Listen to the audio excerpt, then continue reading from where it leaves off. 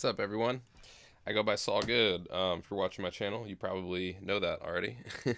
And today I am going to do sort of a follow-up video on my last video, video 10, which was the last one of my Ableton starter course that was about beat making and creating a groove beyond just using like a kick, a snare, and a hi-hat, and really like world building and kind of like giving texture and creating like a physical space with your beat.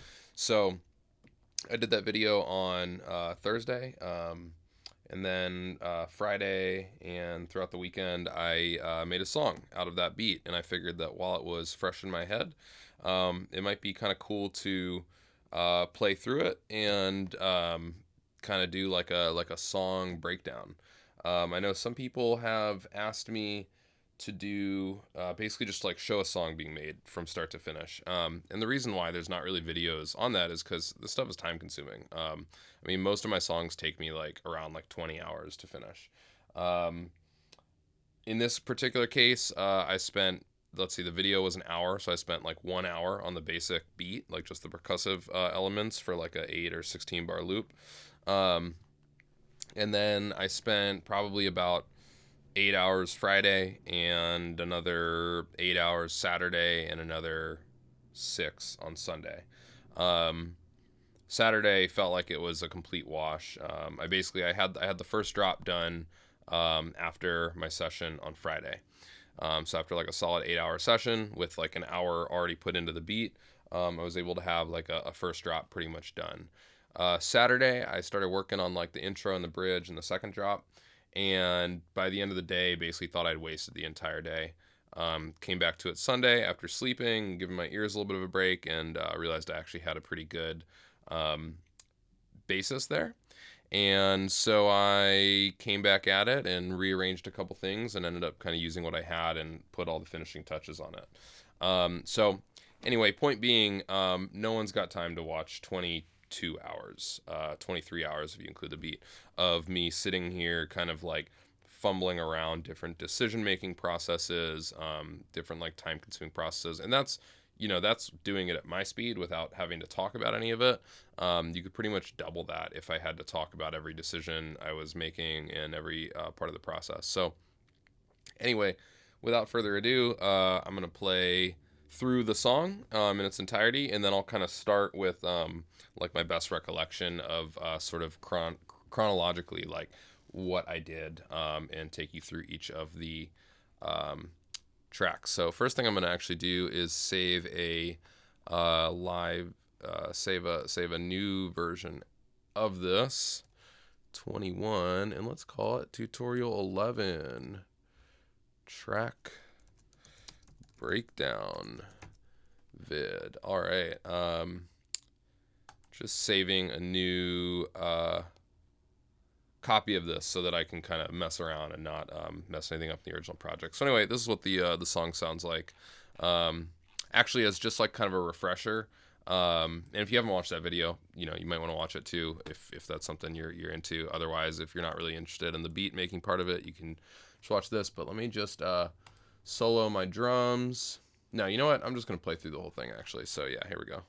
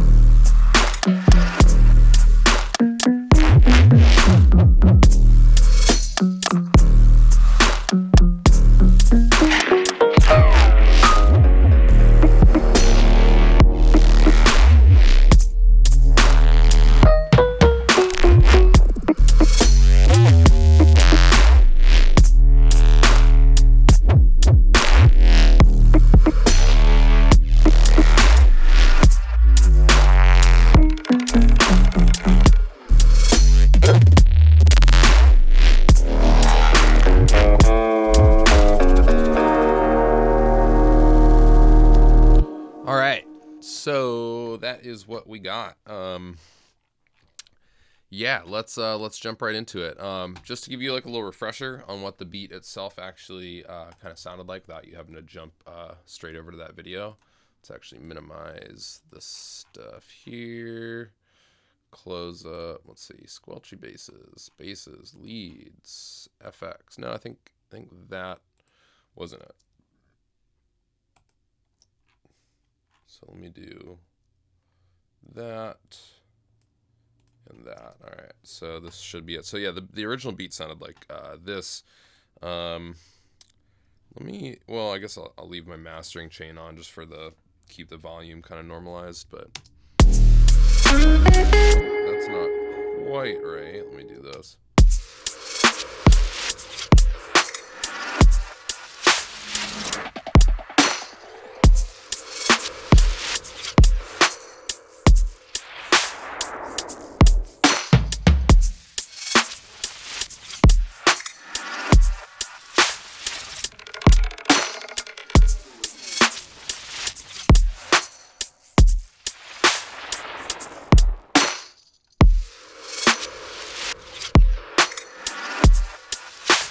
So yeah, that's basically what we got for the beat. So I'll just jump right in. I think the first thing I actually started with, and I don't always, but was my sub. I just took like a saturated sine wave essentially. Let me hop into it here. Unfreeze this. Yeah. So this sounds like this.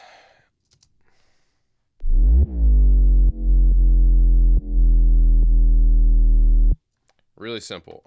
Yeah, literally just took a sine wave. I didn't even draw in any harmonics in this, just because in this case I'm actually clipping it enough that it kind of is doing the same thing. If you watch my video on sound design, you kind of already know that, or I guess I should say my 4 videos on sound design. Distortion in general, whether it's from saturation or whatever the case may be, is essentially using different forms of clipping to change the shape of the waveform to add in harmonics. So I'm already clipping it quite a bit here, and so that adds in all these harmonics from just this sine wave fundamental here. And then I do some additional processing on, like with this overdrive here, just to kind of give it a little more distortion, and then some more clipping at the end here that kind of gives it a shape sort of like this as far as the final sort of spectrum analysis. So a lot of times in my music, I don't produce with a separate sub, and here you can actually see that, like, for this first half of the first drop I do, and the rest I don't. With all my music, I kind of go into it wanting to try some new idea or just something I haven't done in a little while. Like if I've been producing this way for a little while, then chances are I come into a song and I'm like, let me try doing it this way instead, this other way instead. So I came in here, and I think the pretty much first thing I did on top of this beat was, let me grab my drums, this bass, and let's see, this FX here. And I think I threw in this 808 as well right here. So it starts like this.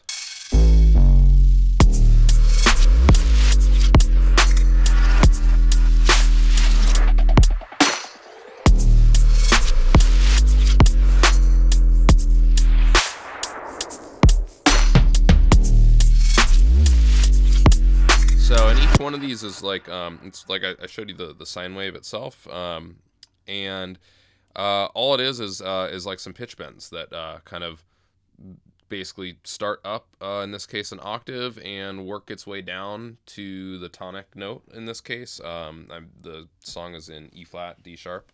So yeah, it just kind of does this quick, like really low, down an octave to up an octave pitch bend, and then sort of like levels off at, I don't know, this is probably somewhere around like 5 semitones up or something like that, a little less than halfway, maybe 3 or 4, and just kind of slowly works its way down to the tonic note.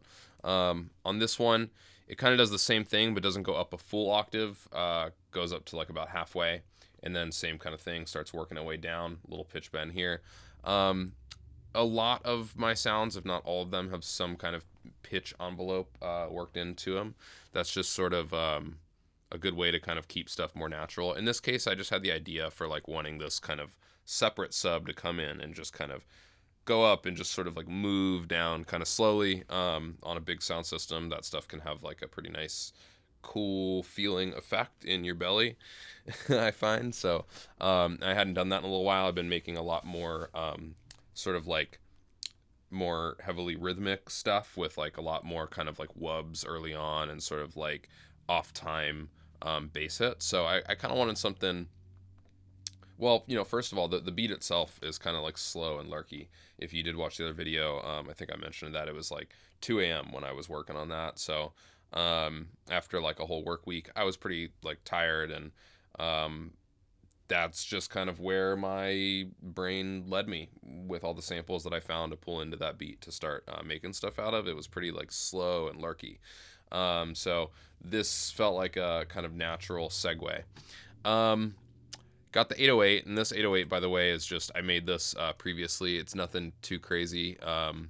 If you look at it, it's like a sine wave with a little, a couple harmonics drawn in, that's been distorted via distorted square 808. Yeah, it wasn't a square. I think I just distorted it enough, clipped it enough that it kind of became squared off.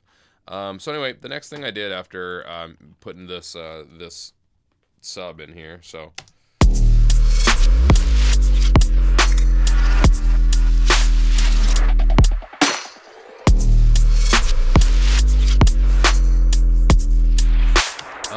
I decided to grab my guitar and play some guitar because I've been just trying to do that more recently. So I have 2 guitars. One of them is standard tuning, and one of them is just tuned to a semitone below, just since I produce a lot of music in D sharp, E flat.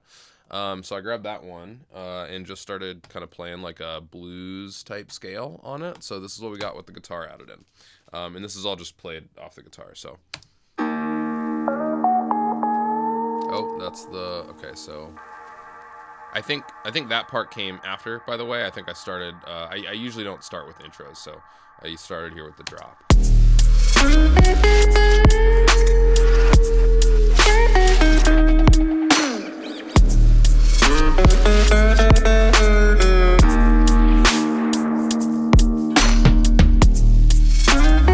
So, pretty simple, right? I mean, that already sounds like the beginning of the song. There's not that much else there. With this guitar riff, I put on a little high pass just to not have any kind of conflicting, muddy frequencies down here. Valhalla Vintage Verb at like a little under 20% wet. Relatively short, like medium length decay, and just the standard default preset mode, concert hall. Valhalla Vintage, by the way, if you're looking for a good value on a third-party reverb, I can't recommend it enough. I have Pro R too, and Neoverb by Isotope. Pro R is cool for certain things. I like the EQing in Pro R. FabFilter's GUI is always super, super nice, but for $50, you really can't beat Valhalla Vintage Verb. It does so much. It has so many modes. It's got different, like it's got like plate reverbs, it's got rooms. It does a ton for $50, and it always sounds awesome. So play some dry guitar into your interface and slap that on at like 10 to 20%, and you're already pretty much off to the races. A little bit of compression and a little bit of clipping too. This is something I'll run through this really quick because you'll pretty much see it on every channel. This is something I just started doing. I was reading through Jade Cicada's Discord, and Jade Cicada to me has like some of the craziest, like loud and just punchy and just like perfect mix downs of anyone doing the thing right now. Really, really insane level of quality and loudness. And I was scoping his Discord recently, and he was talking about his process. And if my memory serves me right, he was basically just saying that he throws on like a utility with a glue compressor, with usually, in this case, I actually am using this compressor to do a lot of compressing on this guitar.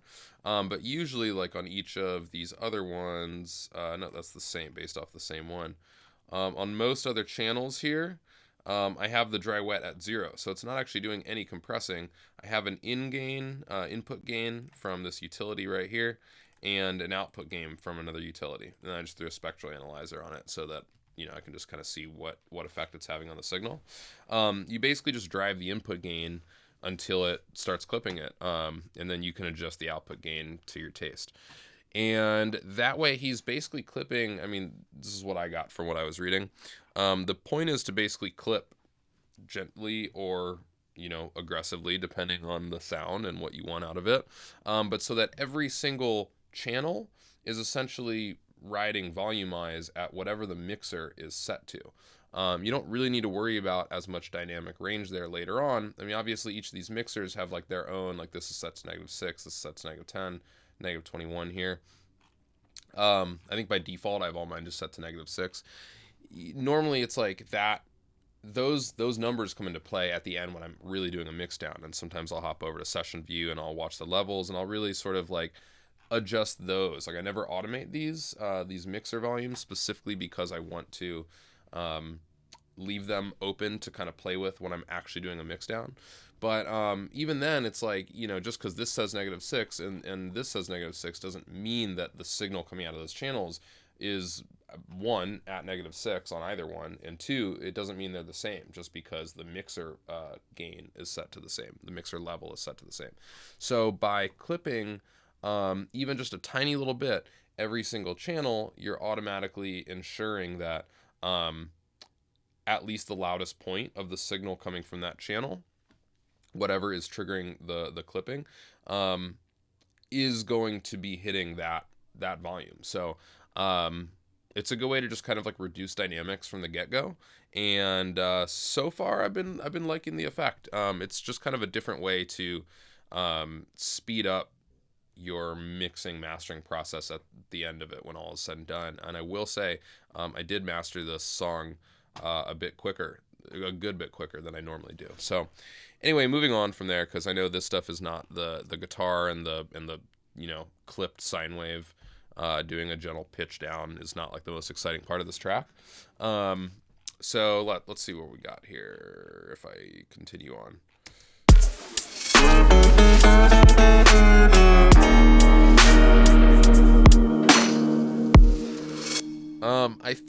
I'm not sure if I did the turnaround sections off the bat. I think I did before moving on to the next section. So I'll look at these here. By the way, just as sort of a disclaimer, the reason you'll see so many of these like kind of duplicated on top of each other is by the end of my process, almost all my MIDI, if not all of it in some projects, usually not like literally all of it, it really just depends what's on it, gets flattened down to audio. So what's actually coming through when I played the full version of it is the audio versions of the MIDI. So like for these long pitch down, clipped sine waves, you can actually see what the waveform looks like right here. And you can kind of see where it starts low, gets to a higher frequency, like right in here, and then kind of swings back down to a lower frequency by the end. So yeah, in each one of these, pretty simple stuff, but like that is what it looks like. You kind of get a little bit of this wobble there, gives it some of that texture. See some of those other harmonics present, but yeah, so in this guy here, let's see, maybe I'll just throw this on too. All right, so I'm just gonna go through and just solo each thing, like add each thing in soloed as we go. So this sounds like this.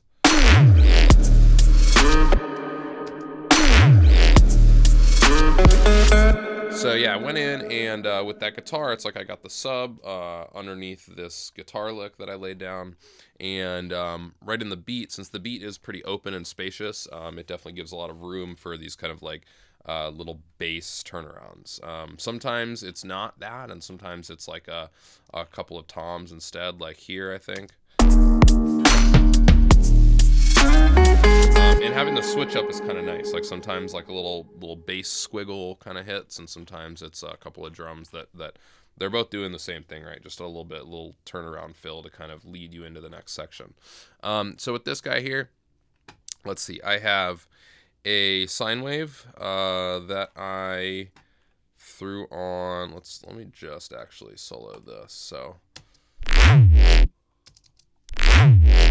So first off, we got another pitch bend in here.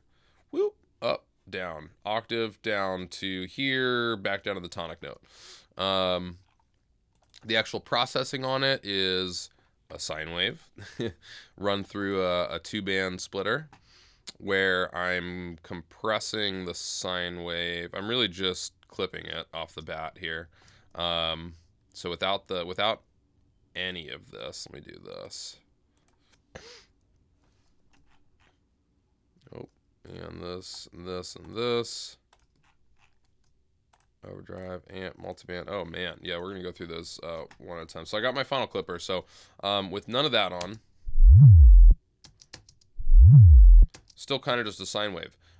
It sounds similar to what this is, except I'm not even clipping it as hard. Like I think I have it at yeah, I have.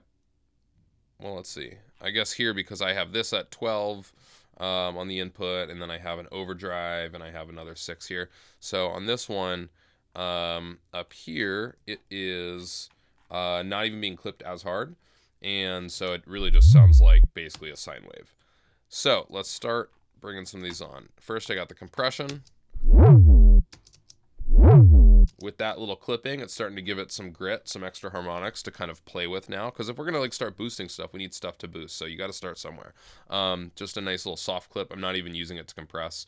I'm literally just turning up the makeup gain so that it clips it. All right, then we got an amp, which is just gonna like kind of spice up those top frequencies. And this is just kind of to taste, you know, with the dry wet, have the treble down a little bit, the middle down, presence up, and boost mode sounding good. I think I probably honestly played with each one of these till I found one that fit the kind of sound I was going for here. Which, you know, because the guitar is sort of taking up those top end frequencies, I didn't need this to be like super loud in the high end and super in your face. Just kind of like somewhere in between the guitar and that low sub, you know? So, got a saturator next. This is definitely gonna change the signal, I think, quite a bit. Turn this on next. So actually I have the dry wet down pretty low. And wave shaping is great if you are using Ableton saturator. I mean, I use it on all modes pretty frequently depending on the task. But with a wave shaper, you can just get so many different types of sounds out of it so quickly by just playing with these controls right here. So I think one of these videos I'm going to do probably is just like on Ableton stock saturator in its entirety, because it is honestly one of the better saturators out there, I think, for how quick and easy it is to dial in sounds I want. So we got an EQ. What is this EQ even doing? Probably nothing. Yeah, that's just sort of there. I don't think I needed that at all. A utility just to turn it down a little bit. Okay, and then a shifter, 13% dry wet on frequency mode, just a tiny bit detuning it so that you get a little. So normally, like if that's up higher, if I was like here,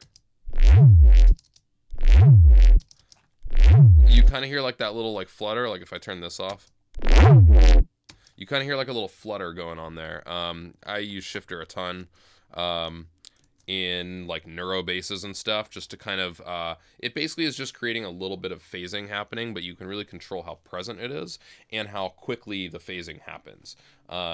So in this case, the phasing happens really slow, so it's like a pretty gentle effect just by the pacing of the phasing, and then also it's at 13% dry wet, so it's really like a light touch, but it is there and it does help.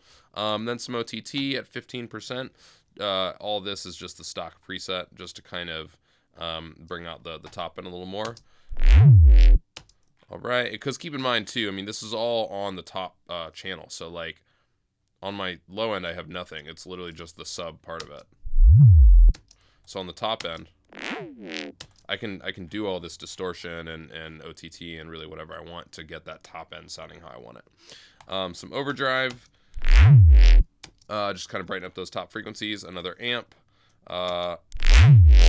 bring that up. Another multi-band dynamics. This one is not actually doing any multi-band compression.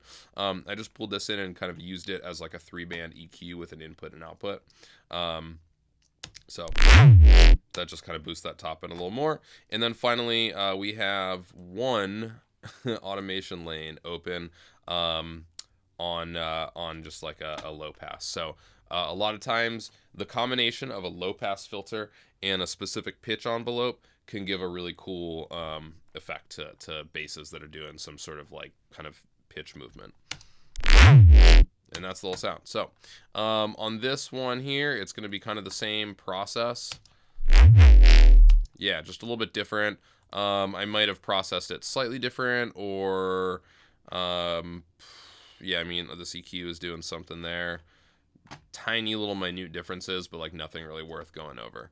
And then obviously a different pitch envelope that looks like this. So that's pretty much how these work. I think this is identical to the other one. It's not. A little bit different pitch envelope. So yeah, up, down, up, down. Yep. Cool. So with that, with those built in as well now, you get that. Let me go to my drums, bass here, and FX and guitar here. So now we have more of a fleshed out first half of my first drop. Let's go here. Oh, and we want this 808 in there too, so let me turn that on. All right.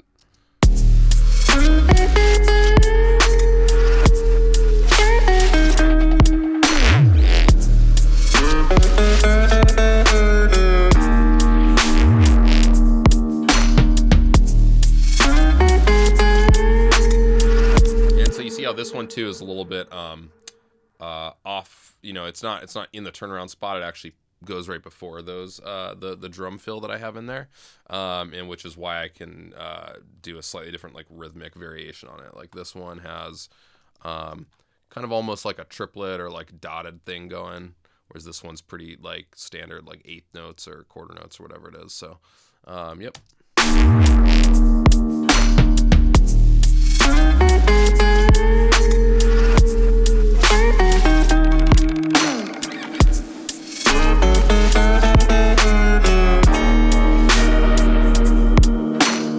So in the bottom here, just kind of like add some energy to it. The second half of this first half of the first drop, I brought in another, this might just be a duplicate pitch down. So yeah, this is literally just this guitar part. Now there's just playing an octave on top of it,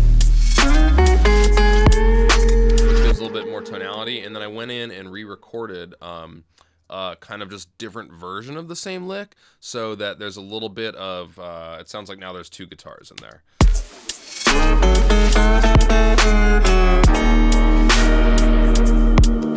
So, and that's this guy right here,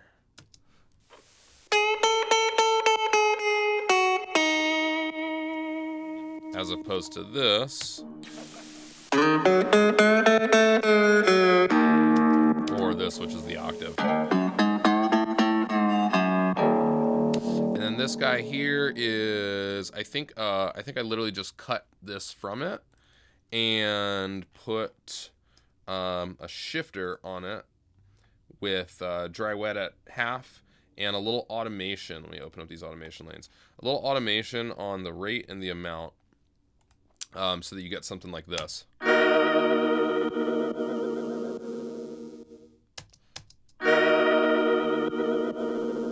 So already, just because I have the spread, a couple of centi tones up, and a little bit of spin on it, you already get sort of that, and the dry wet at 50. If the dry wet's at 100 or 0 on this shifter, it's not going to really create that like phasing, that kind of like wobble that you get from the phasing.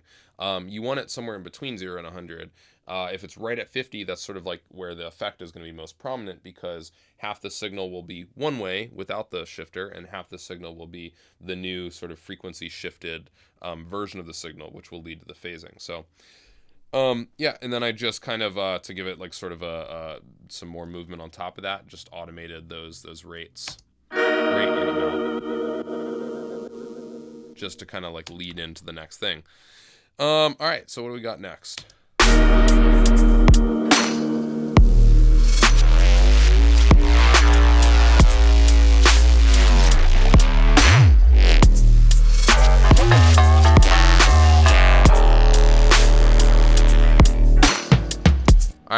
So now some of the fun stuff that I'm sure people watching this are probably going to be more interested in making.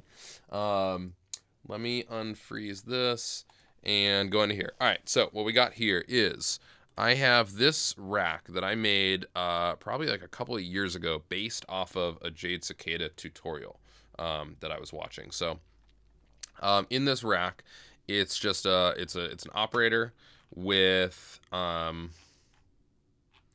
with a saturator on sinoid fold and the bass turned all the way down. If you don't know, this bass just affects how much or how little like the low end frequencies get saturated.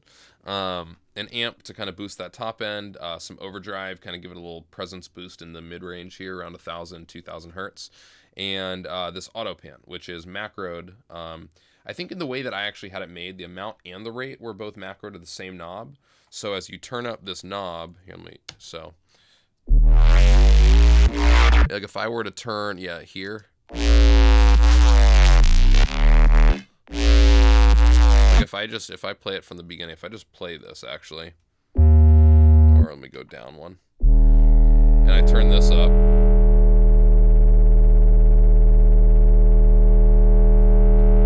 that just gives it, it shouldn't even say volume LFO. I think I changed it from what the rack originally was. In this case, it's actually just an auto pan, so I'll just call it what it is.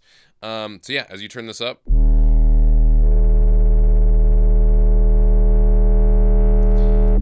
before, what it was doing when these were both there was turning up the rate and that, so you get a little bit crazier of an effect. Like if I put this there, it would be something like this.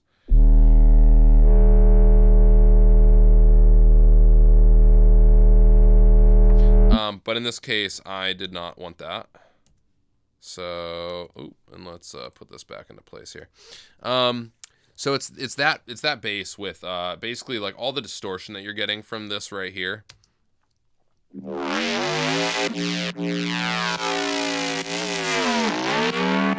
just a couple of things being automated. The time, I just played around with the time automation. I think the time is, where do I have the time on here? Probably, oh, right here, just on the operator itself. So I have, let's see if there's an envelope here. There's an amp envelope on this first oscillator here. Do I have any? No harmonics drawn in. And on the second one, there is an amp envelope as well. There's also a glide time. I moved it up to 120 milliseconds, so it kind of has like a smoother sort of glide between notes. Let me turn this light back on real quick. And so when you mess with this time, like up 100%, it basically just increases all that. And you can go down with it too, and it'll make all those a little bit shorter. So this is just sort of a global time control. Like anything that has a time-based envelope in it, the attack, decay, and, release times will all, glide time, everything will sort of be adjusted proportionately. So then I just automated the spread so that it kind of starts out really wide and gets a little narrow. You can hear that. So it starts wide, gets narrow right around here, but then it gets wide again as I start playing with this auto pan going on right here. The pitch envelope I got going on. So the thing was, I wanted to kind of, the whole idea with this bass line here in general, like each of these clips, was to sort of reproduce that guitar lick that I was playing, right? And since it's like a bluesy guitar lick, there is a ton of pitch bends. Like the blues are all about, both with vocals and guitar, just like constant pitch bends. Everything is very like fluid in it. So the idea is, if you're playing a bass in a synth, and you want it to sound like a blues guitar, you basically have to program in like pitch bends the entire way through. So that just took a little bit of like kind of massaging into place. Let me show you what I got here. It's it's kind of interesting. So I think at first I had done a little bit more here, and I ended up taking it away and going back into the operator and changing the glide time to be 120 seconds is like relatively long. I think by default, I usually leave it on like 50 milliseconds. So rather than trying to fit a pitch envelope in here, I just had a longer glide time to kind of mimic like, you know, sort of sliding up a few frets on a guitar. And then when we get up here, just a little bit down, I think if this is at 12 semitones is the pitch bend range, then that would be, let me go, yep, then that would be about half a semitone. So just like a little, just to kind of mimic like a little guitar string bend. Like you're not necessarily always going up to the next fret. Sometimes it's just a little to give it some character. So that comes in, and then right before it drops back down, I think from here, so it goes, yeah, from here down to half a semitone, back up to a little bit more than, you know, the flat, a little bit higher frequency than like the flat note. And then immediately starts falling back down to about a full semitone down from this note before it kind of bends back up and kind of does through this little thing right here. So, and let me pop in these other guys so you can hear it with the whole thing.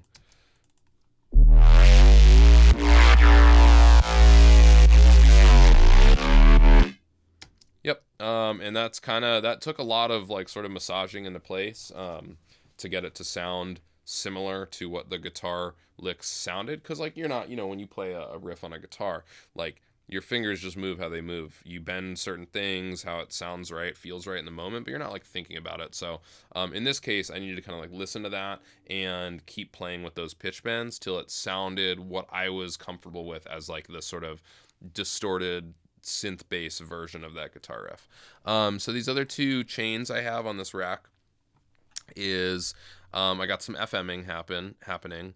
This is an operator with a sine wave, no harmonics drawn in, and high cut. Let's see, I think this is the sub here. Yeah, so on the sub, I did draw in some harmonics and just left it alone outside of that. So the sub is just...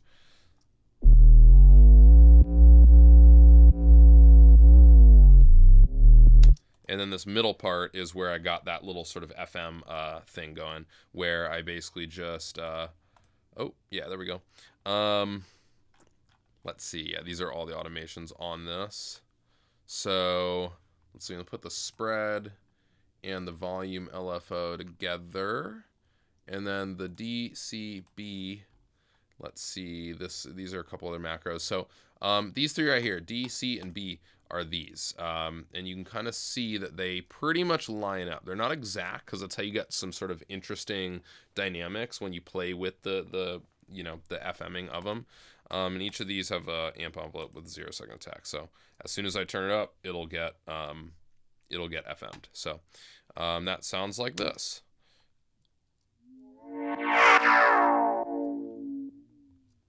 So yep, just a tiny little bit right there just to give it some character. So you'll hear it when I play it all together.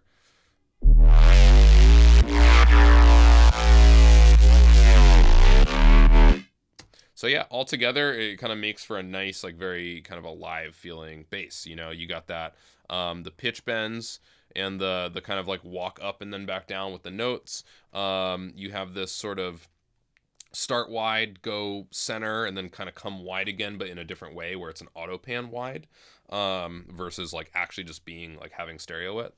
And then you have this FM thing kind of right here in the middle. And then in the end, you have that auto pan to sort of give like a nice kind of movement with it as well. Yep, so that's that one. Let's see, what else do I got processing wise? I have a soothe here, which I went through and put at the end. I try and put the soothes on at the end because they will add a little bit of latency. But that's just to tame some of those frequencies in that sort of like kind of harsh area. But really between like 2 and 5K, you kind of got to watch out for, but especially 3 and 4K are really like a tough spot. So Soothe is a great plugin. It's a little pricey. It's like $250, but honestly, I can't recommend it enough for what it does. It is definitely a time saver. All right, then we have a 2-band split, which I actually turned into 3 bands. And on the low, nothing. It's just the sine wave with the harmonics that I already drew in. The one high band just has a tiny little bump in volume saturation, 87% wet. And then this other one, I have it turned down a little bit, and I have the mix up at 100. So on this one, it adds stereo width to the entire thing.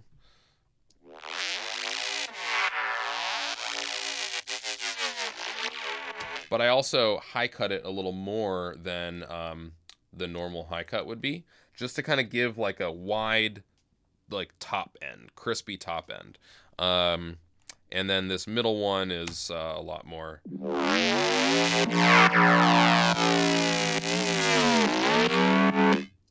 So yeah, you don't really hear that auto pan as much when the micro shift is making the entire thing stereo width, because then, you know, moving one or to the left or to the right doesn't really make much of a difference when the entire signal then later gets the micro shift added on, which is basically like, I've covered it in some other videos, but it's basically like a Haas effect combined with a detuning, a Haas effect delay combined with a detuning to give you like a really stereo widened sound. So yeah, all in, and then it goes through the clipper, and being clipped pretty much the whole time.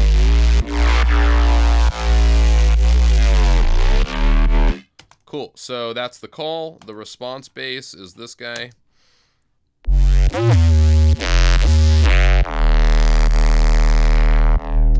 And automation wise, they're gonna be pretty much the same. I think I originally had it here, but a lot of times I'll just duplicate something if I'm gonna be making enough automation changes to it to warrant it. If it's like one thing, like, you know, it's just kind of with your own sort of ability to kind of keep things separate. This is already getting pretty like automation heavy. You know, there's already like, what, like 10 different lanes of automation in here. So if I wanted to go make this entire phrase right here, this like response phrase, and have like another 10 different automations in there, it would start to get a little crazy. So sometimes it's easier for me just to separate and do a new, duplicate it out, and do those automations separately. So here, what do I got? I have pitch bend wise, we got no pitch bend. So this is literally just the bass notes themselves, which I think the reason for that is I have the guitar playing on top of this, so I didn't necessarily need that.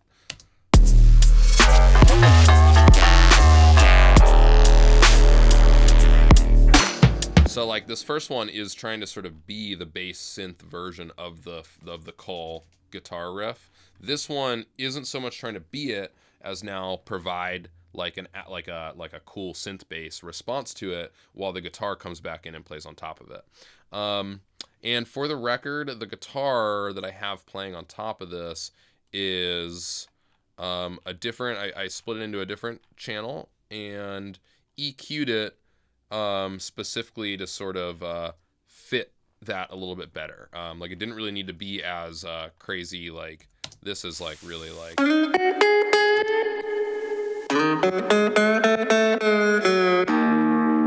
Like that really fills up a lot of the frequency spectrum. And then this guy, which is what I have playing on top of that synth bass. So I detuned it an octave, and then I also just have a little bit of EQ, like filter automation, just to kind of make it sit right with that bass. Since that bass is really like low heavy and top heavy already, like, you know, there's a nice crispy element to this. And then obviously like the subby bass in it, so that detuned guitar riff, pitched down an octave. It's not really detuned, just tuned down an octave. Really just needed to fill up like that middle frequency spectrum. Middle of the frequency spectrum. So anyway, this bass, what do we got? Same, it's based off the same patch, so I don't really need to go through this, I don't think. A couple of different automations here, like nothing, there's no FMing. I do have the auto pan come in here. And then I have, let's see, the frequency operator. I have a filter in the patch itself, moving around. So, and that's just on this one right here, with the. Let's see, what is this doing? Actually, it might be doing nothing. Let me see. That is actually doing nothing, as it turns out. So one of these, it should be, maybe it's this last one. Let's see. Nope. The volume alpha filter. Let's see. Where would that be? Let me hit show automation. It'll pull it up to the top. Yeah, it's not even doing anything there. So this one isn't even coming through there. So it's really just this Jade Cicada tutorial bass that I made off of one of his sound design videos. He doesn't have many, I don't think, but he did have one or two that were pretty cool to watch, if I recall. Yep. And then I just have this this basic filter, just kind of creating some more movement, so it's not so abrupt.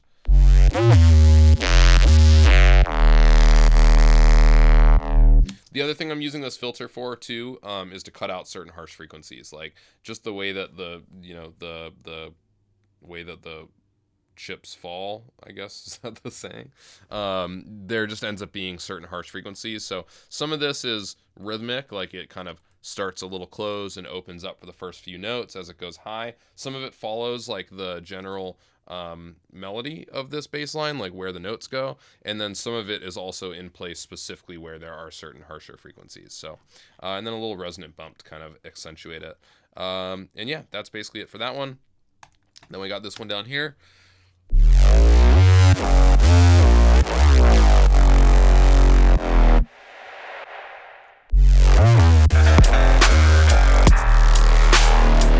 So same kind of thing where we now have a bass doing its own thing.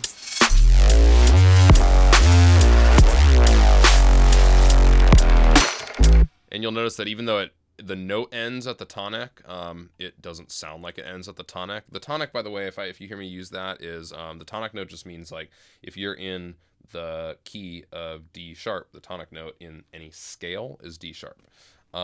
You'll hear people talk about like root note. Technically, the root note it deals with chords. So like every chord has a root note of a chord. Like you can make a G minor chord, and the root note of that chord will be a G. So, but a tonic note refers to in scales, just like the note that you don't always need to start or end on it. That's just sort of the tonic. Like that's the one that gives the most satisfaction when it happens, because all the other notes are sort of relative to that. So anyway, I'll do another whole video on like sort of bass music producer, bedroom producer music theory at some point. Because it's really a lot less complicated than people make it out to be.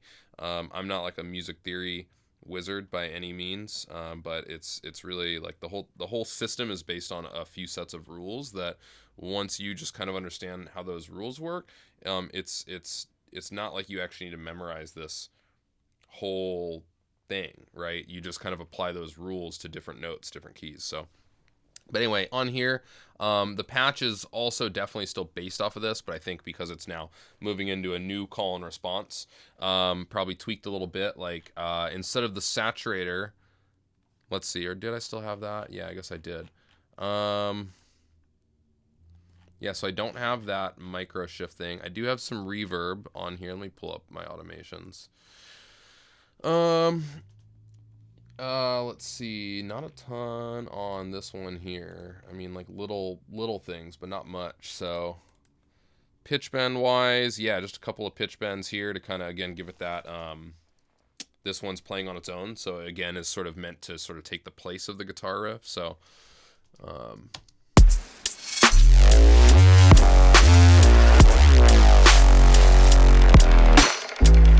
so this right here, it goes up and then it falls not to the note that's actually like the MIDI note that it's receiving, but to, I think I used a tuner at one point, maybe, or maybe just did it by ear, and just kind of made it fall to like what sounded like the right place to have it fall to. It's probably like 1975, so it's like 600 something, is like one semitone if you have it set to 12 semitones as the overall pitch bend range. It's basically just this number, right? 8191 divided by 12. So whatever that is, like it's like 600 something.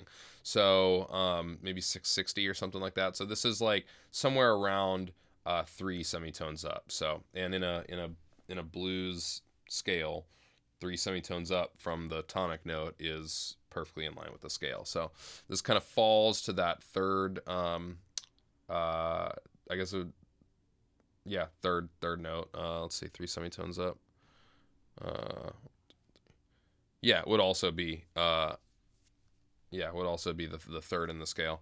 But yeah, so this kind of falls to that, and then falls kind of back down to the tonic, like right at the very end. So it's almost like, you know, if you were playing this on a guitar, it would kind of, you'd bend like way up and then kind of bend mostly back down, but not all the way down, kind of holding it, which like gives you some tension right there. And then you just kind of are like letting go at the end. And then finally it goes into this guy, which, again, no pitch bends in this one because now I have the guitar coming back on top to play it. So.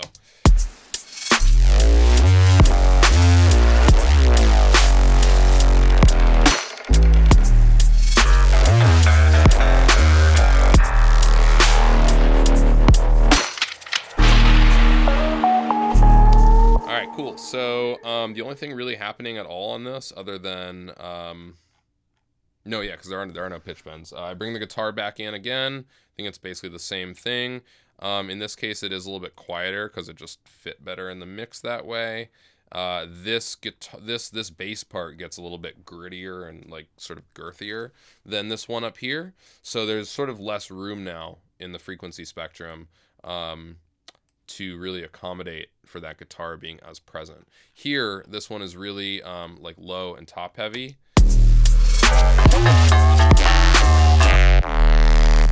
At the end, it kind of gets a little mid-heavy as well, but yep. So, and by the way, if you're wondering why, you know, the bouncing back and forth, I just have this auto pan going. It's just not being automated. Like, it's just at a pretty consistent. It's at 46.5%. Where is it? It's on this first bass here. Yeah, it's at 3.8 hertz, and let's see.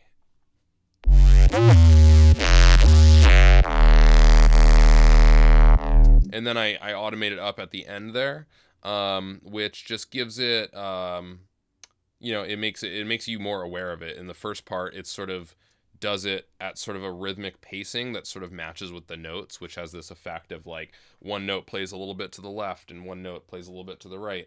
It's not at 100%, so it's not, you know, it's not like completely commandeering that note and pushing it to the left or the right channel, speaker, headphone cup, whatever. But it's just enough to sort of give it this sort of glitchy, like back and forth movement that sort of corresponds to the notes. And then when I have this long note here, I do automate it up to sort of have a similar effect to what happened at the end of this call bass.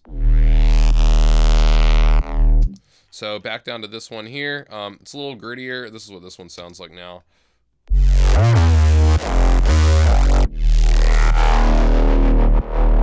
Yep, and part of that is just how I have it EQ'd. The overdrive has a lot more movement going on here. The auto pan, the phasing becomes aligned, so it actually does go back into just being a volume LFO versus an actual auto pan. And then the rate, let's see what happens to the rate. It actually slows down, which is sort of contrary to what happened before, but gives a nice sort of like ending thing going into the bridge. A lot of times I use like either pitch bends or something to sort of slow down a movement, because it's sort of like it's coming to a halt, coming to a change, you know, like it has to, like, you're on the road and have to make a turn or something, you gotta like slow down first, kind of kind of idea. So yeah, that's what we got for this one, and then I'll go into the bridge and start like so.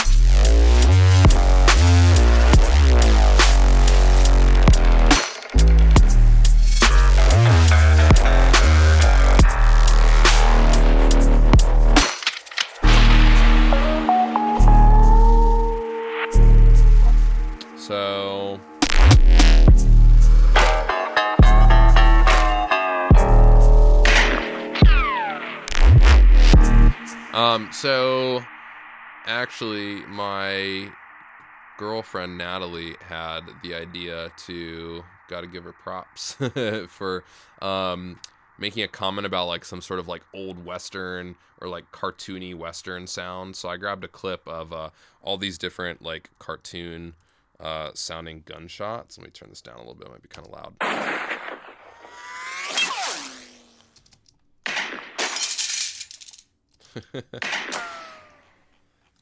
And I had a few others in here too. I had like a whole little thing where it would do something like this.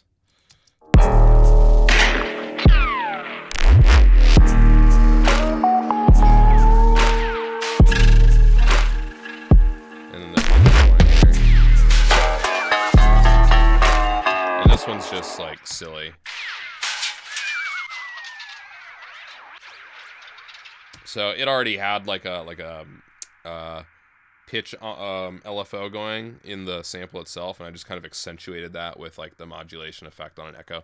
But I ended up not using any of those. It got to be like a little ridiculous, so I kept it kind of where it was. So threw in this one here, which is just this guy, and so the way that I do my songwriting is like it pretty much always works something like this. When I say always, take it with a grain of salt. Nothing is ever always anything, but usually I work on my first drop first, get that situated in a session or whatever the case may be, get it like nice and fleshed out where I got my beat, I got the bass line, a lot of different elements sort of playing with each other, right, and kind of meshing in the right way.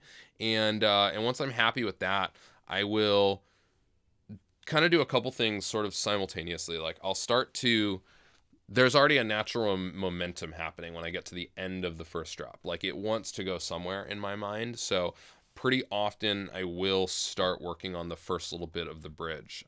In this case, just to kind of keep the groove going, I brought like a simpler version of the drum kit. Actually, I didn't even. I just took the 808 and brought it in here with, what is this?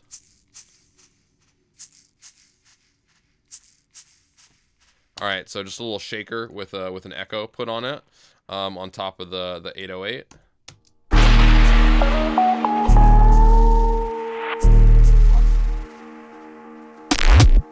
Oh, and I should have mentioned before too that at a certain point, halfway through this first drop, I changed up what the 808 was. So it was this, and then halfway through, when the bass came in, it made more sense to go with this, which kind of like, I don't know, to me, it's sort of like up the intensity. It's a little crispier, a little more distorted. There's more noise on it. The bass that comes in general, like this first half is like pretty smooth with just the guitar and the sub playing. And then the second half, it's like there's this whole like distorted, like kind of crazy neuro bass happening. So the 808 no longer made sense to be like smooth like it was before. However, going back into the bridge, I brought back the smooth one, so it wasn't like aggressive. I wanted to kind of like slow down for a second energy wise, even though it's a relatively like slow paced song in general. Energy wise, it's like, I wanted to kind of bring that back down a little bit. So I have that gunshot sound effect, and where I was going with this right before. So once I kind of start the bridge, I'll end the first drop. I'll figure out where that momentum wanted to take me into the bridge, and it can always change later. So I put down the 808, I put down that shaker, and I started messing around with this little triplet pattern. Like the first like little kind of turnaround thing that happens in the bridge is this guy right here. Let me do this. And at first I actually had a different version. I had this kind of happen.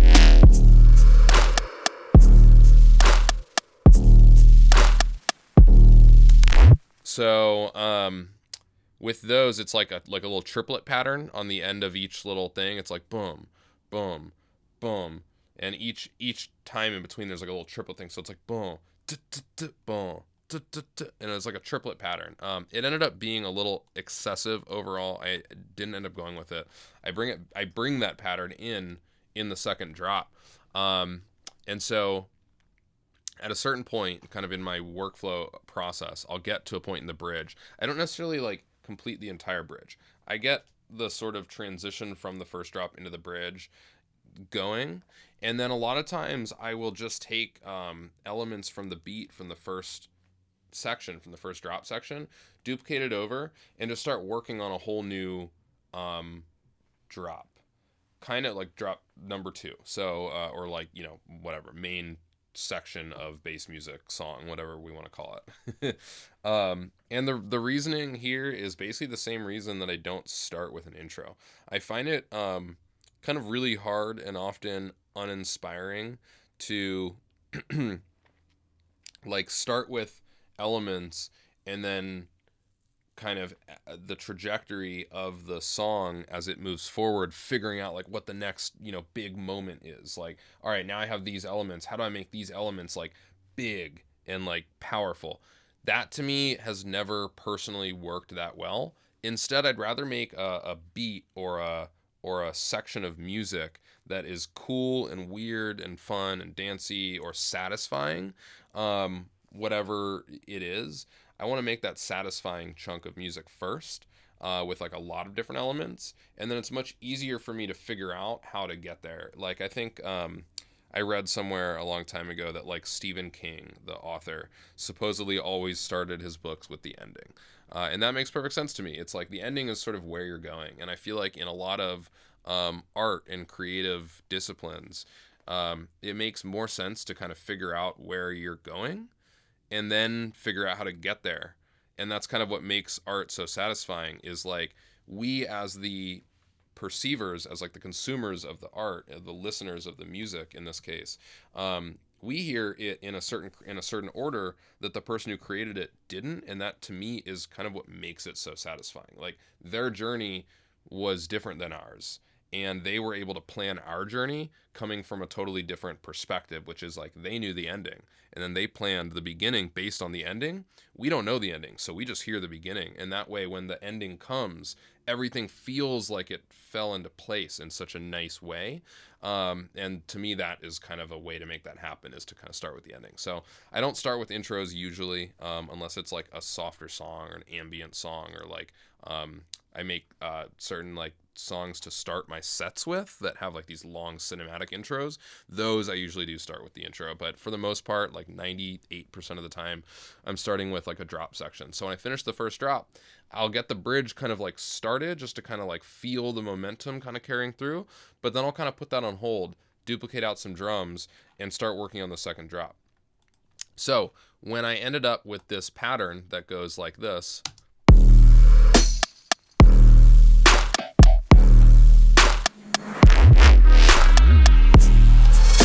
I have that sort of triplet little. It's based off a snare that I just like put on beats mode and transient mode for the preservation mode of beats mode, and turned it way down so it just is like a little click. So anyway, with this gunshot, I placed it where it was because let me just scroll. It follows that same pattern, and so this is what I'm talking about when you can write songs in a way that, where is this thing? Oh, it's all the way at the very bottom. Oh, I'm way over here. All right, cool. So it's like, yeah, what I was just talking about, having the ending first and then going there, is like I can start to prep your brain without you even realizing it, because this ends and like this gunshot happens in the same rhythmic pattern as this first little snare thing comes in, and then you don't hear it again until the second drop, and then it brings back that pattern, which you've now been introduced to in such like small subtle ways that hopefully it shouldn't be like this crazy new thing. Like it shouldn't catch you totally off guard. It should feel kind of like right and satisfying. So yeah, we'll go through this. The rest of the bridge isn't particularly exciting. Like I took like a piece of the guitar and put some reverb and some echo on it that I automated up. And if you're curious, if you're looking at these racks, like this reverb rack here, and not sure what it is, or this echo rack and you're not sure what it is, watch my racks video. I go through some cool ways to like play with Ableton stock reverb, or just Ableton stock effects in general, using like a wet and a dry chain in a rack. So let me actually close that back up. So yeah, I have this little like guitar chord thing, and then this is based on, yeah, this version of that same lick, but just sort of EQ'd in a way that kind of puts it more into like a background element, which is what ends up starting out the whole song as well. So, and that's like pretty common for not just bass music, but like all kinds of music, to take elements that do appear later on in the song and just sort of like filter out the highs and the lows, make like a lo-fi version of it. Lo-fi in general, by the way, is lo-fi because speakers and microphones and recording technology and audio technology in general just like couldn't reproduce as low or as high as we can today with better technology. So a lot of times, like think about an old AM radio from like the 60s. It's like you weren't getting anything above like 12,000 hertz on it, and you definitely weren't getting anything lower than like you know, 150 or 200 hertz. You weren't getting like bass out of those things. So anyway, yeah, I'll let this play through from here, and then we'll kind of go into the second drop. Oh, and this guy too. This is kind of a cool little like trick. I had this here just kind of lined up, like I warped it and sort of lined up this little thing right here. This did like a pan left right just to kind of give the bullet whizzing by like some motion to it, and it lined up close enough to where one of the snares were that I was like, oh, you know, that's kind of like a snare-ish sound, so it would probably sound cool to just take the snare out and use that as that snare. So that last snare sort of disappears here, where it goes like.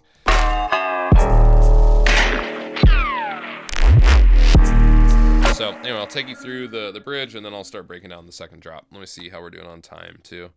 Hour and 7. All right, I guess that's all right. I'll try and do the second one a little bit quicker. All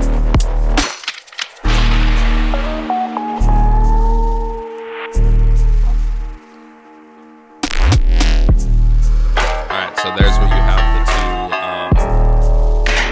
two instances of that little triplet end of that beat.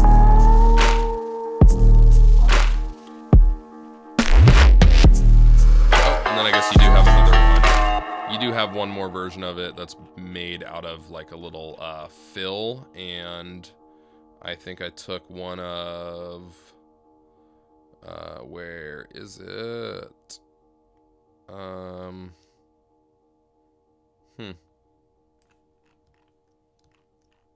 Oh yeah, I took one of these snares here and just reversed it.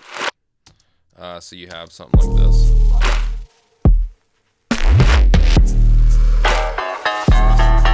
Or not a snare clap. So all right, going into the second drop. Couple of things. Yeah, I mean, I just took all the same drums from the first drop, and I just sort of rearranged them. In this case, there's like 3 snares that are each layered different. Like this snare has, let me just solo up my drums for a second. So like, all right, the drums sound like this.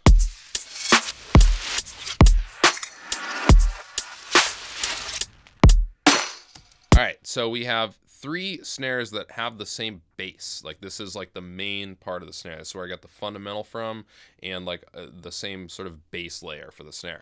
They are all a tiny bit different because I have this on top of one, I have this and this on top of another, this like tambourine hit, and this like that little guy. This guy is on top of the one, and this is on top of the third.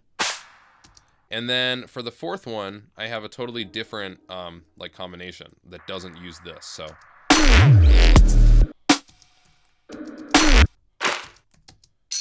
And if you watched video 10, you saw me make this entire beat, so this shouldn't be like new.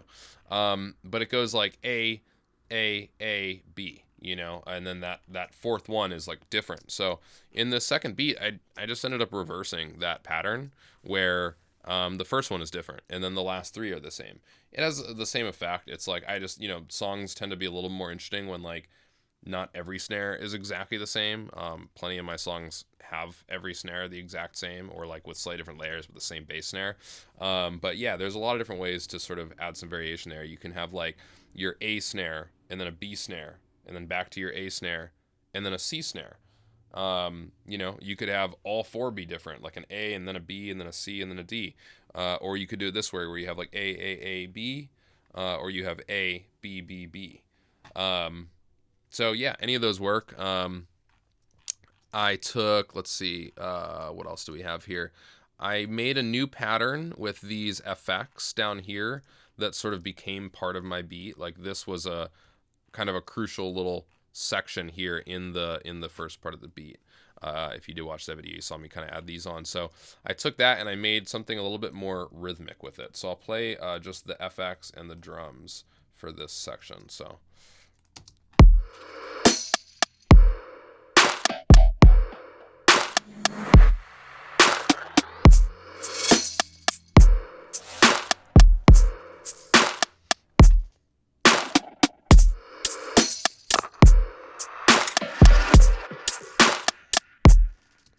So that's what I got. Nothing like too crazy, just like some little things happening rhythmically along with the beat that's now in a new pattern that wasn't here before.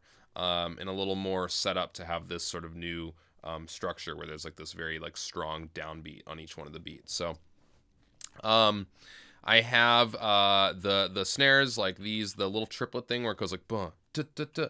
That would get old pretty fast if I didn't layer some stuff on top of that. So much of this first half of this second drop, you'll hear different new layers. Like you just heard on that beat, that kind of clanky thing come about. Which, where is it? If I can find it here. Let's see. Scroll down. It might be down here, actually. Yeah, this little thing right here. So, oh, nope, that's not it at all. This thing right here. So, yeah, that just layers on top of the snare, like. Or, like, here's another version of it. And I end up layering some melodic elements as well. So, yeah, that's the beat. Let's see, what do we have for basses and stuff here? So, this main melodic element, this thing, came from, is it this? Where, I guess it's the this guy right here. Yes, this right here. So, all right, let me pop this open. Really, really simple stuff going on here. Like nothing too crazy. I have this, which, let me pull this up.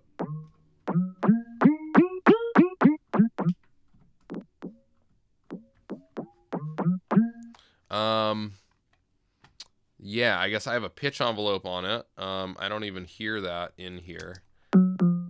I don't think I always did. I played around with this later after oh, you know what, it might be this guy down here.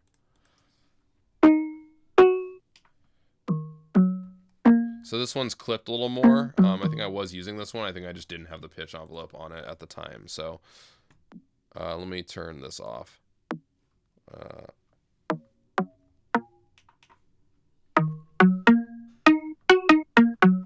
All right, so yeah, it's literally just a sine wave. Well, I guess I did draw on a couple of harmonics that just felt right, sounded good. Quick little envelope on this first one, and it's in series here. So whatever this amp envelope does is what's gonna take hold, because really this is the only oscillator playing. We have oscillator B with a quick envelope and oscillator C just open. A little bit of FMing going on here.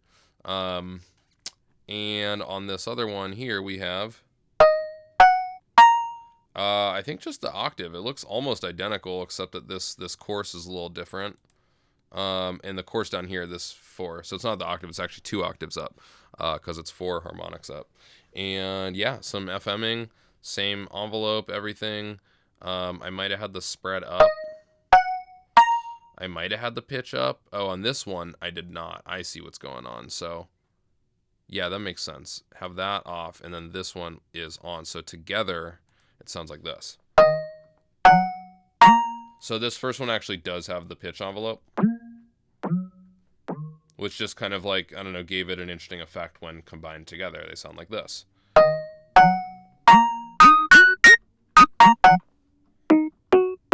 Sorry, that's a little better. I was at the wrong...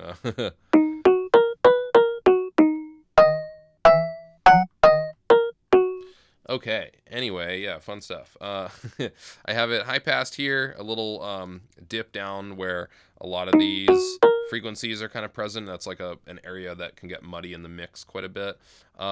Wave shaper on, up a little bit, kind of like around 20% dry wet, and a little boost to the top end, and then it's being clipped, and some output gain as well. So it ends up looking like that, like this bell thing. But the problem with sine wave bells is that if they're too pure, like anything that is too pure of a frequency, like too much of a sine wave without a ton of harmonics, when you do get to the final stages of mixing and mastering your tune, and you start clipping and heavily limiting things to reduce dynamics and get your song like loud and to a kind of commercial dynamic range that's good for like recorded music coming through all different sizes of speakers, pure sine wave tones will be the very first thing that when they start getting distorted via the clipping and the limiting that's happening, they'll be like the first thing to be really obvious.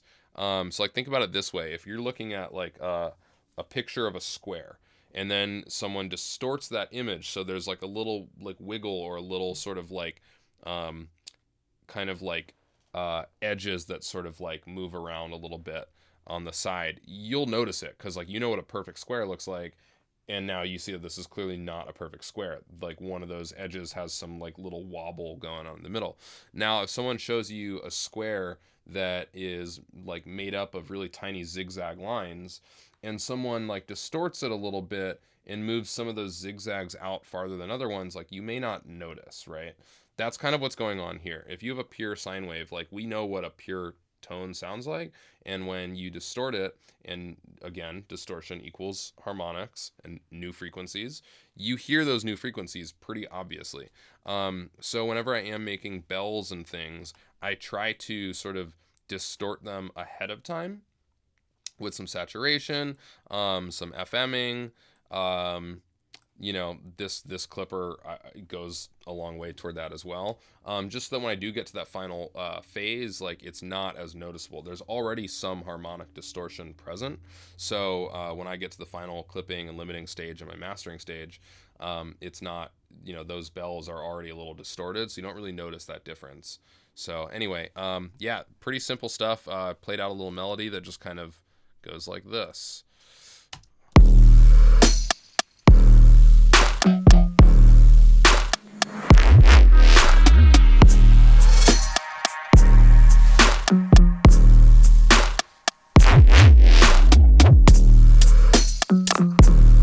So, and I will say straight up, this melody kind of came last in this. So, in the interest of doing things like sort of chronologically to how I develop them, I'll take you through these. These are, it's gonna be really quick, honestly, because this is just like a reprisal of this.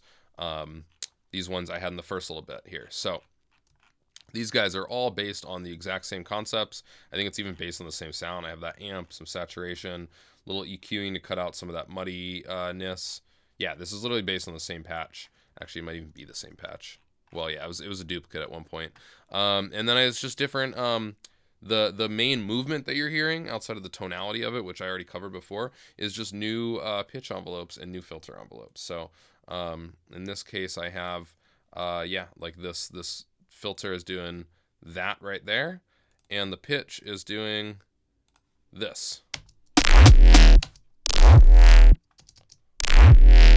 And I did, it sounds like I distorted a little bit more than what was going on up here. So it's a little bit more crisp on the top end. Yeah, just kind of, you can sort of feel this stuff out, like where it fits. Like, in this case, like if you didn't want to accentuate that, that kind of crispiness right in the beginning, then I would probably move this over a little bit. So it'd be like this. Now that crispiness is over there. In this case, it's like I didn't mind the crispiness sort of acting as like a transient, but then it was a little kind of harsh, so I wanted to kind of reel it in a little bit. The next one over here is like a similar thing. The only difference here is that I have an instance of micro shift as well, just giving it some stereo width at the end. And then this is the same thing. And I think I had some of these in the bridge going on. Oh, these, I am in the bridge right now. So those are the ones in the bridge. It's the same patch for here.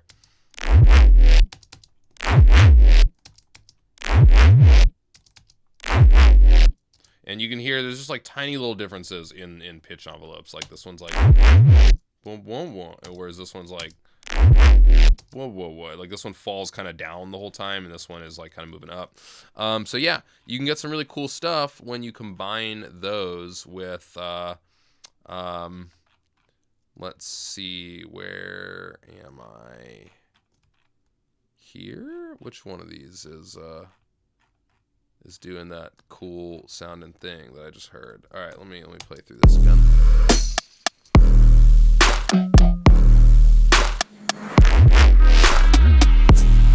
Oh yeah, and then I got this, these guys going as well. So this is similar concept. It's just a little bit different of a sound. It's not as crispy. So this guy sounds like this.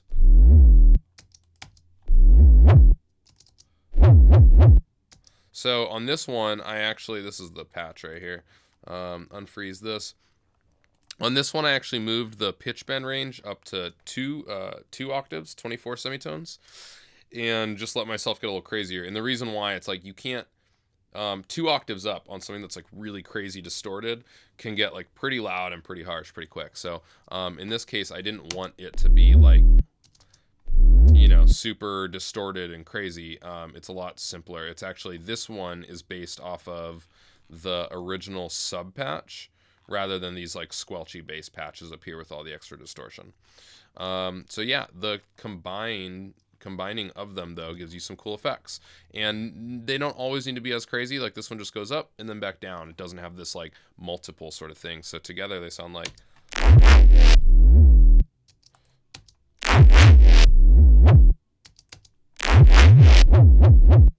This one's just, you know, straight up and down a few times. It's basically just making like a pitch LFO, but one that I have a lot of control over. So this one you'll see is not in the tonic note, because just for like where the melody itself was going, it just didn't, it didn't work right to have it that, and you only have a pitch bend range of like 48, so, or 24 semitones in either direction. So for whatever reason, it just made sense to pitch this note down 3 semitones for it to sound better. You've probably heard a million times, like, if it sounds good, it sounds good. Do stuff by your ear a lot. Like, it's good to know the technical, you know, pieces to a lot of this. It'll help you make quicker decisions. But at the same time, sometimes you don't know why something works the way it does, no matter how much technical information you have, and it just sounds better a different way. So in this case, that was a perfect example. I was like, I couldn't get it to sound right in this moment with that note at a D sharp, and I was already at my like literal maximum for bottom and top of where this wanted to go. So it just sounded better there. So I just played around with moving the note around until it worked. So I'll play through this again from like here.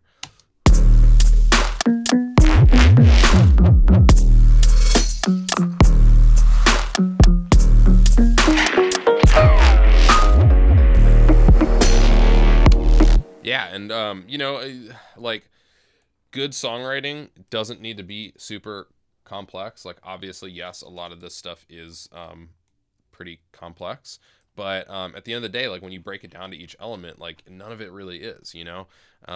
Putting it together can be kind of time consuming. Like, it's art, and you have to make a bunch of like decisions, creative decisions, that there are no right and wrong answers to. But yeah, it's like I had the kind of the beat and these bass turnarounds in place, right? And then I was missing something to kind of tie the whole thing together. And I had these bells that I had been working on.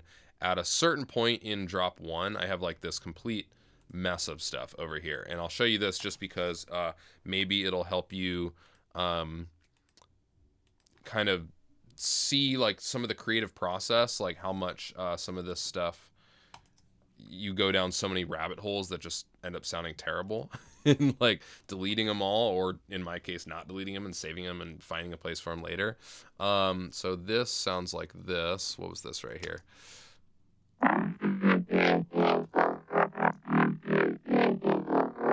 So that was at some point going to go over the guitar, I guess. That's where I have it.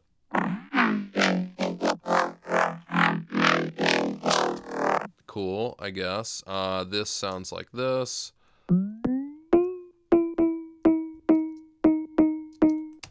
This sounds like this. And I was just playing around with like weird little pitch bends and stuff to kind of put on top of that initial guitar riff that I had right here.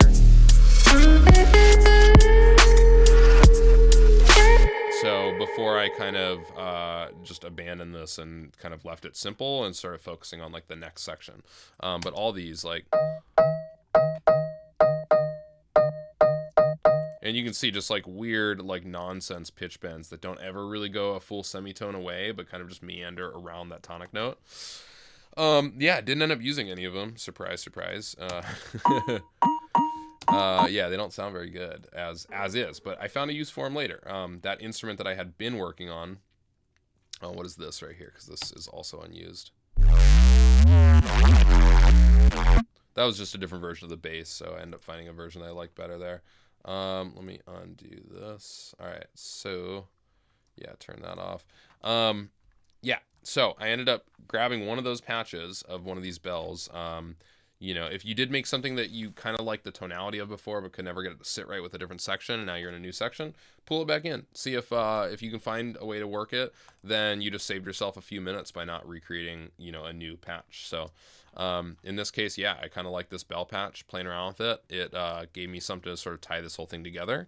So I just kind of it repeats here and here in the same spot, leaves the rest open, and then sort of picks up in the second half of this to like more of an actual melody where there's a little bit more repetition.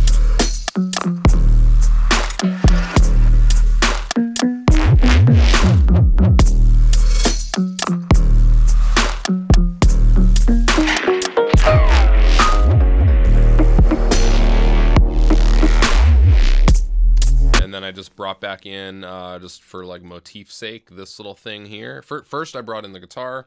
I was like, all right, so in drops of songs, of bass music songs, it helps to have sort of like markers for each like subdivision of time. So when I go into another video where I talk more specifically about different like sort of bass music arrangement tropes, I'll cover a few of these, but there's like calls and responses, and then you have these like downbeats and these turnaround anchors where an 808 right at the beginning of each phrase sort of like signifies that that is a new phrase. And then you have these turnaround sections, whether it's a drum fill or a little like bass squiggle, that sort of like preps your brain for like the next phrase. It kind of signifies this is the end of this phrase. People put in like little, you know, risers and like whooshes and things. Some people put in like these big like crash cymbals right on the downbeats. I mean, that's just part of keeping the momentum in music going, is having these certain things that sort of signify that division of time and like moving into a new section. So in this case, getting kind of like weird. I knew I was going into this section where the bass sort of like it gets slow and wonky and weird. And I just put this guitar thing in to try and kind of like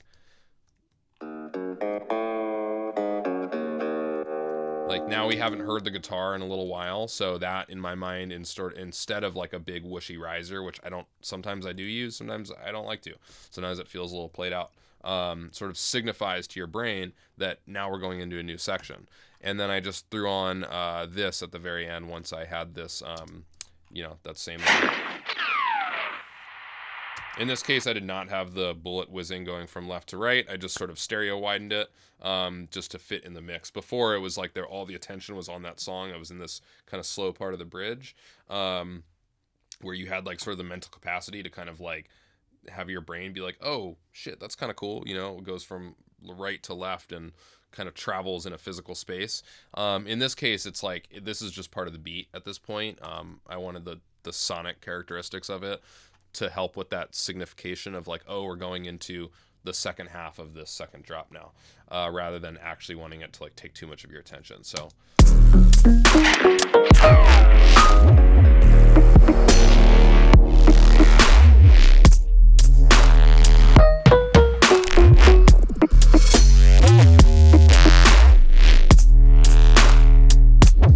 all right, so with these, I don't really need to spend too much time on these because these are actually just versions of this. So I took the flat notes, excuse me, what I mean by like flat notes, like where there's not a ton of pitch bend. Some of them do, some of them don't. But like, for instance, in this first section here, sorry, the second half of the first drop where I do have these big bass lines going like.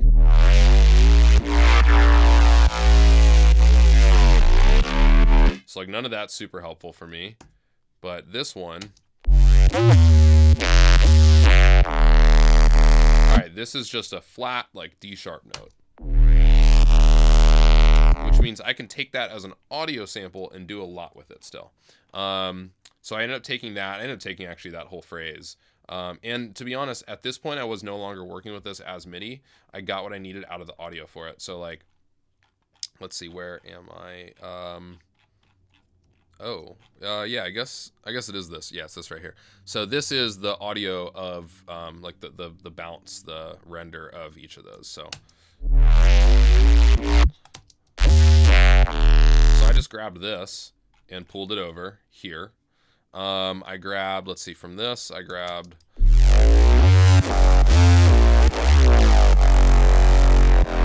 That one really wasn't like super helpful.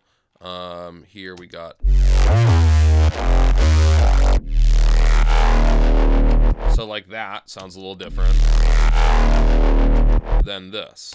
Right, so I grabbed both of those. That's a good place to start. And let's see for this. So where are we at? There is like a pitch bend somewhere that maybe it was here.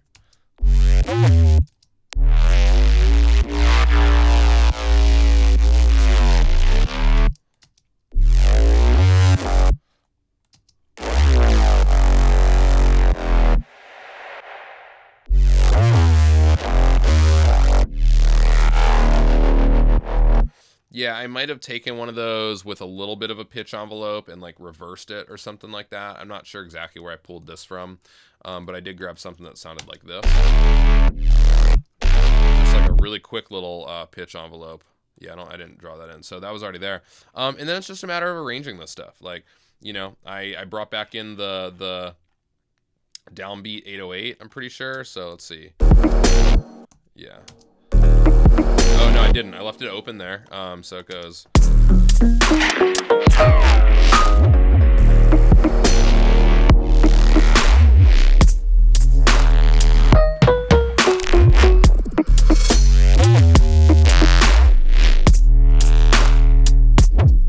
All right, and so to be honest, this is like, these are the moments that are some of the most time-consuming stuff. It's just figuring out how to arrange this stuff in a cool, creative way that carries this new groove that's sort of like a new bass line, that in my drops in general, like I like the second half to get a little more dancey than the first. It's sort of like more of a climactic moment in my songs. How am I doing on time, by the way? An hour 30. Okay, not terrible. I expected this to be kind of a long video. So, yeah, I played with a million different variations of this stuff. You know, just reversing, chopping it, moving it. I had these different things. Like I had this one. I had this one. I had this. And that I made with, I mean, it's the same thing, like without any of the processing. It is literally this right here. Yeah, it's literally just filtering and what else do we got on it? I'm not using that one, so. We have this shifter, which isn't doing much, but it is doing a little something. I have these 3 erosions that are all sine waves, which might be kind of interesting because these react to the input signal. So if I have this shifter that's sort of giving a little bit of phasing happening, that could be kind of cool. On the low end, nothing. And then I just have this this filter, this big like filter sweep across. So, oh, let me do this. Yeah, without that, it sounds like I do have a little bit of a pitch bend in there. I do. Just in the, you know, transposing the clip. I take it back. I don't. That's, yeah, it's really just from the actual audio that I grabbed from the original sample. So, yeah, with none of these also, it sounds like this. Right? It sounds pretty similar to the first thing. I just made it a little different by adding in these 3 sine erosions. Oh, which actually aren't even doing anything there. So I take that all back. Are they doing anything anywhere? Maybe not. Who knows? So yeah, and then it's just a matter of kind of like, I had these guys over here, which are, you'll also hear are from that.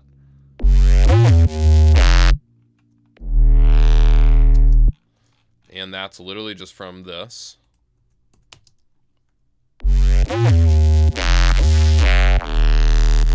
Same thing. It's just, you know, I'm bringing it back in once as like a little bit of a callback to that. It's kind of in the same place, even in the drop, and it just serves as like another like anchor, like, oh, this is familiar, but now it's going to do something slightly different. We have, instead of an 808, I have like this weird little, which was just, you know, literally from like freezing and flattening, shifting stuff around and like just warping stuff and playing with stereo width effects.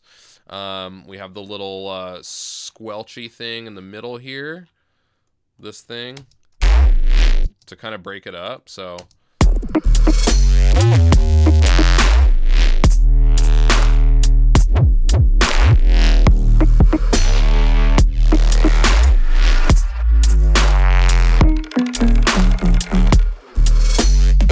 now this is, yeah, this does have a long pitch bend down, actually to a step below the D sharp.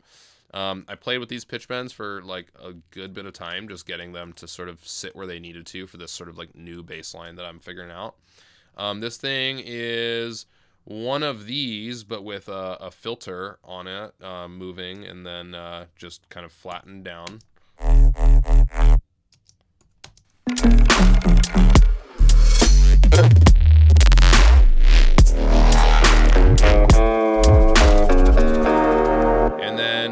Sometimes what I'll do when I am taking the audio for my first drop and I'm using that audio to sort of create a new variation of it for the second, I took this and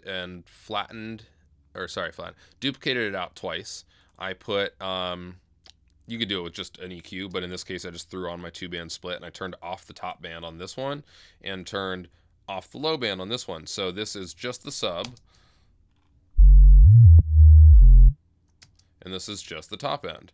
And what that allows me to do now is I can let the sub play while I do all kinds of weird stuff to the top. And it's the same bass line as this here, which again is just taken from over here.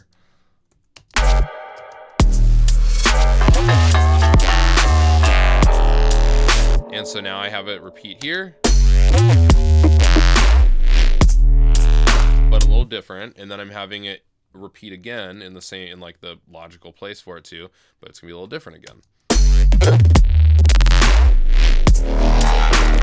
And all that is just a bunch of different, like this is actually pretty much the same.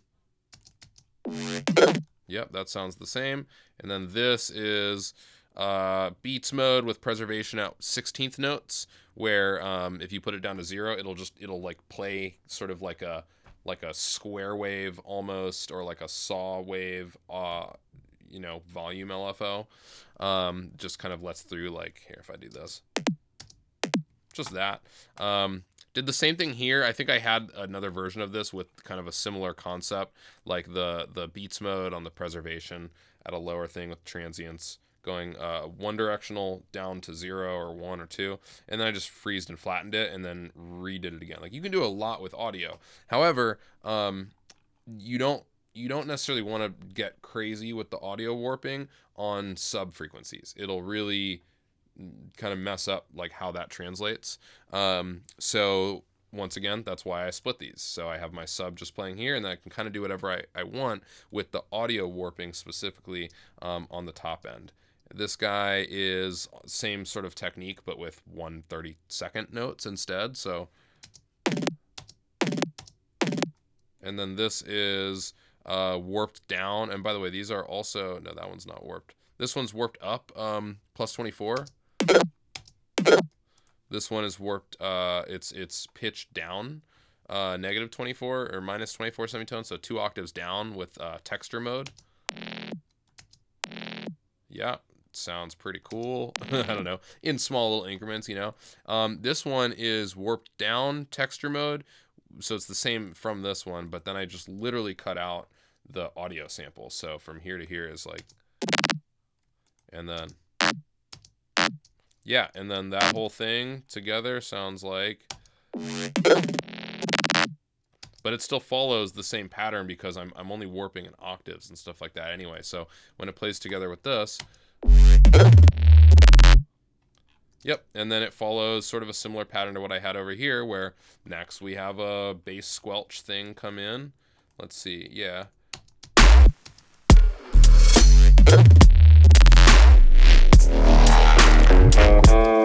But instead of it coming back to this section, like we have it do this. Bass squelch, tonic note. I have the same thing happen, but that tonic note is now made up by a new bass. So it goes squelch, and now the tonic note is coming from this, which comes from a different part of my first drop. It's still sort of the same thing, but it comes from this section here.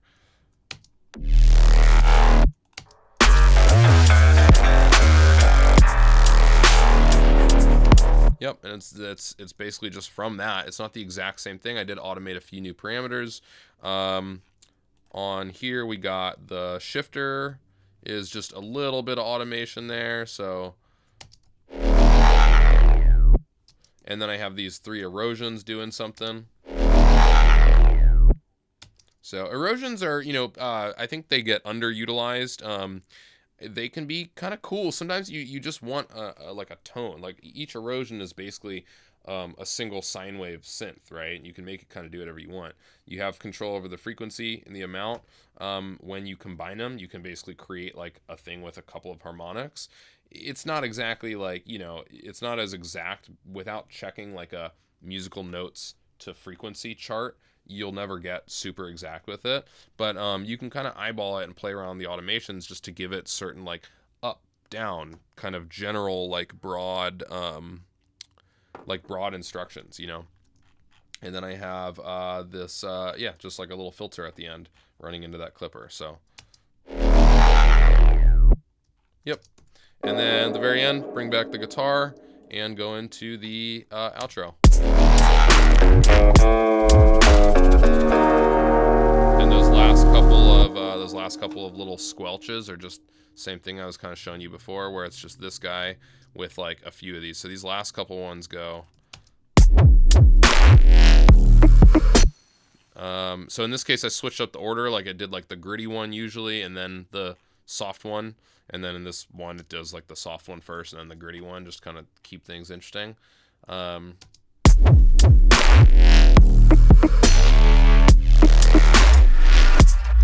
then this last one. And this is just kind of like the final little. So that's really the only way with this, without flattening it first and then drawing like a down pitch transposition envelope, is like you can kind of accomplish the same thing, where it's like going from sort of a center position to the max, to slightly below the center position to slightly below the max, slightly below that last bottom to slightly below the last top, slightly below the last bottom, slightly below. It's like it kind of creates this overall. It has this big pitch LFO happening, but it is sort of moving down in pitch over time. So, and again, like I said, going into bridges, going into outros, I just kind of like usually like to do something like that. Ended up not using that first one though. So, and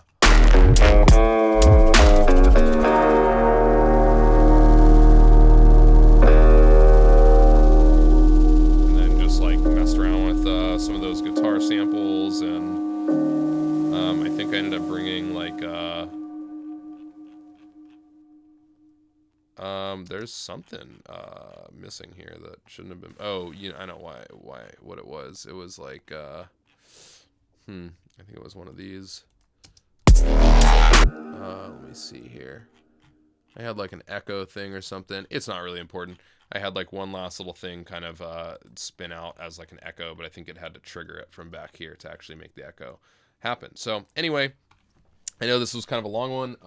This was my best sort of compromise for people who had been asking to sort of show like the entire process from start to finish. That basically was my entire process. You know, just kind of like in the same way with starting from the ending and kind of going backwards, so that you don't actually need to sit here for 20 plus hours with me and go through all of the different creative decision making that doesn't end up actually leading anywhere. So yeah, hopefully you got something out of it. Like, comment, subscribe, do whatever people on YouTube do. I definitely do appreciate it. And as always, feel free to let me know what other videos you'd like to see. Cheers.